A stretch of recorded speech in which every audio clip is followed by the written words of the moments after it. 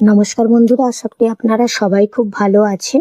নিরামিষের দিন হলে আমাদের চিন্তার বিষয় থাকে কি রান্না করা যায়। আজ আমি রান্না করছি ছানার কোপ্তা কারি।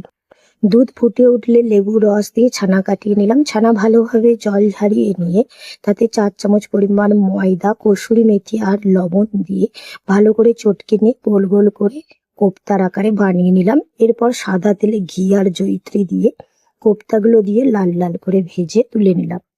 এরপর তেলে গোটা ধনে, জিরে, শুকনো লঙ্কা, গোলমরিচ, টমাটো, কাঁচা লঙ্কা এবং চারমগজ দিয়ে মশলা হালকা ভেজে তুলে নিলাম। এটা মিক্সিতে পেস্ট বানিয়ে নেব।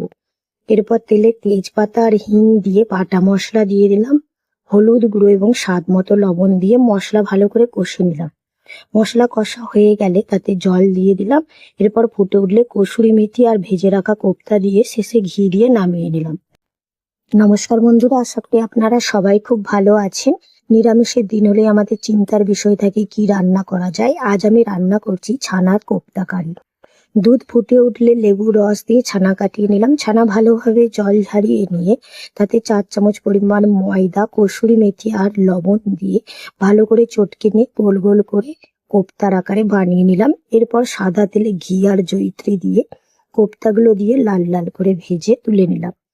এরপর তেলে গোটা ধনে, জিরে, শুকনো লঙ্কা, গোলমরিচ, টমাটো, কাঁচা লঙ্কা এবং চারমগজ দিয়ে মশলা হালকা ভেজে তুলে নিলাম। এটা মিক্সিতে পেস্ট বানিয়ে নেব। এরপর তেলে তেজপাতা আর হিং দিয়ে বাটা মশলা দিয়ে দিলাম। হলুদ গুঁড়ো এবং স্বাদ মতো লবণ দিয়ে মশলা ভালো করে কষে নিলাম।